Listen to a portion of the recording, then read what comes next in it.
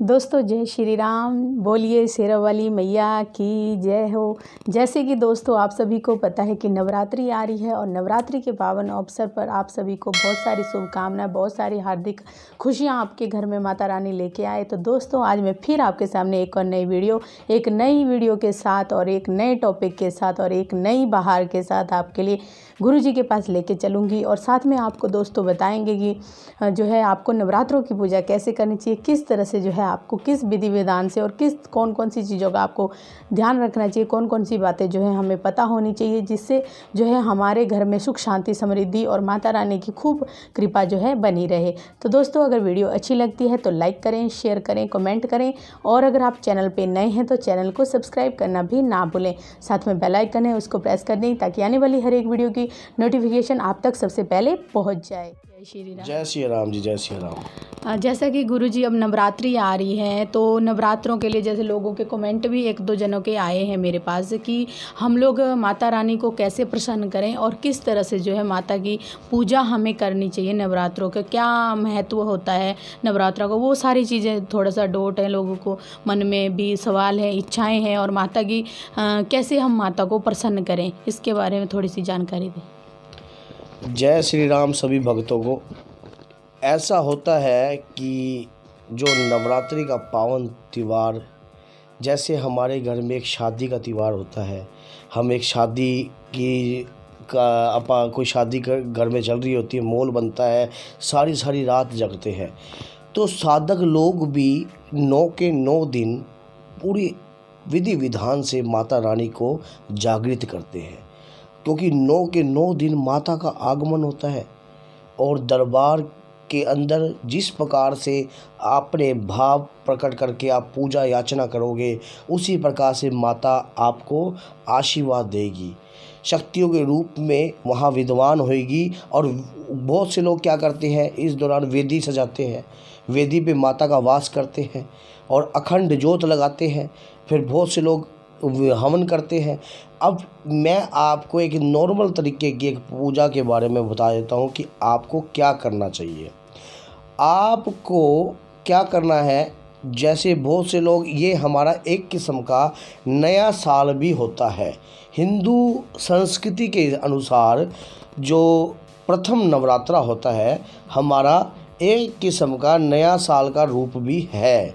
और वो हम उस नए साल पे अपने जीवन को उज्जवल बनाने के लिए माँ, जगत जननी माँ अपने बच्चों का स्वागत करती है कि हाँ, और हम माँ का स्वागत करते हैं। हमारा भाव कैसा प्रकट होना चाहिए।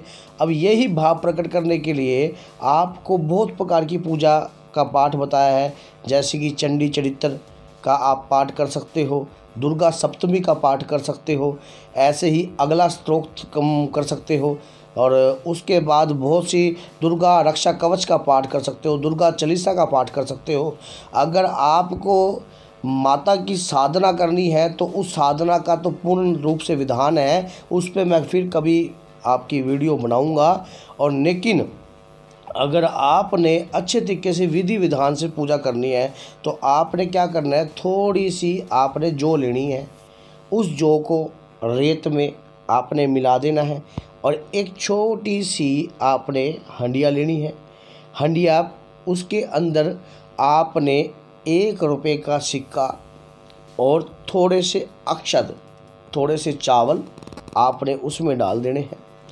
उसके बाद थोड़ा सा इत्र की बोतल मार्केट से परचेज कर लीजिए, उसमें छिड़किए और उसके अंदर आपने जो उसके साथ एक ढक्कन आएगा, उस ढक्कन पे आपने चावल को क्या करना है, थोड़े सा लाल रंग के चावल कर लीजिए। मार्केट में एक छोटा सा कलर आता है, हल्के चावल लाल, हल्के चावल पीले और हल्के चावल सफ़ेद। तो इस प्रकार से आपने उस ढक्कन के ऊपर उसको जचा लेना है। और एक आपने सुपारी लेनी है, कहते हैं ना, 5 सुपारी ध्वजा नारियल ले ज्वाला तेरी बेट धरे। और एक पान का पत्ता, एक सुपारी, और आपने वो नारियल, एक जटा वाला नारियल, पानी का जो जिंदा नारियल होता है वो नारियल ले लीजिए, उस पे माता की चुन्नी को लपेट लीजिए। लपेटने के बाद और माँ से विनय प्रार्थना कीजिए। देखो भाव भरी प्रार्थना क्या माँ स्वीकार नहीं करेगी? ऐसा कभी होता है? आप सोच के देखो, जितनी प्रार्थना यहाँ से की जाएगी माँ 100% आपकी प्रार्थना को स्वीकार करेगी।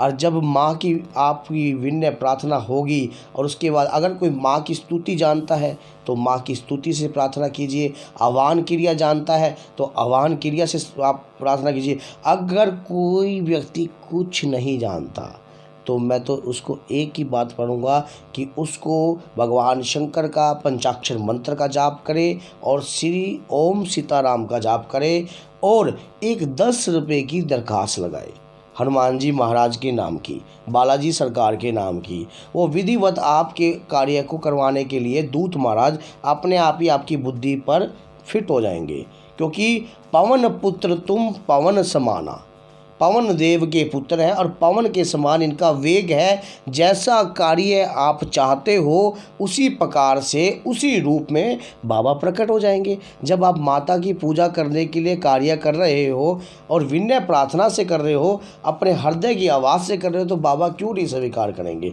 उसी प्रकार से आपने ये कार्य करना है। उस कार्य को करने के बाद और उस कलश पर सिंदूर, माता का कुमकुम सिंदूर लेकर स्वास्तिक बना लेना है और आप सच्चे मन से जगत जननी माँ भवानी की पूजा कीजिए। उस कलश के आगे नीचे आप थोड़ा रेत पे पानी का छींटा दीजिए और एक आँख का पत्ता होता है, आँख का पत्ता, इसको जो खेचड़ी बोना कहते हैं, तो वो उस खेचड़ी को इस विधि विधान से बोओगे तो 100% माता उस खेचड़ी पर वास करेगी। अब बहुत से लोगों की खेचड़ी उगती ही नहीं, फलीभूत ही नहीं होती। उस खेचड़ी से पता लग जाएगा कि माँ कितनी प्रसन्न है आपसे और कितना आपकी हृदय की आवाज़ वहाँ तक पहुँची। जब वो खेचड़ी अच्छे रूप में फलीभूत हो जाए तो समझ लेना माँ आपके परिवार से पूर्णतः संतुष्ट है और प्रसन्न है। और उसके बाद आप पाठ कीजिए, पूजा कीजिए। वैसे तो बहुत से विधान हैं दोस्तों, किसी भी प्रकार का विधान है, माता की साधना का विधान है, माता की प्रक्रिया का विधान है। माता की शक्ति प्राप्त करते हैं लोग 9 के 9 दिनों में। 9 के 9 दिन ब्रह्मचर्य का पालन कीजिए और अटूट शक्तियों का वास कीजिए। अब साधक लोग तो साधना करते हैं, अब बहुत से लोग साधना करना चाहते हैं तो उसके लिए तो देखो मिला जाता है फ़ोन पे और वीडियो बनाकर कभी भी ये साधनाएं वगैरह नहीं होती। इसके लिए सही गुरु का चुन होता है और गुरु को चुने, अच्छे गुरु को चुने। और जिस गुरु को, अगर आपका कोई भी गुरु नहीं है तो महादेव को चुने, क्योंकि हम तो चेले भी उसके हैं जिसका कोई गुरु नहीं, हम उनको भी चुन सकते हो आप। महादेव सबके व्यापक गुरु हैं और उनकी कृपा प्राप्त कर आप माता रानी की साधना कीजिए, प्रक्रिया कीजिए, लेकिन सात्विक तौर पर, तामसिक तौर पर नहीं।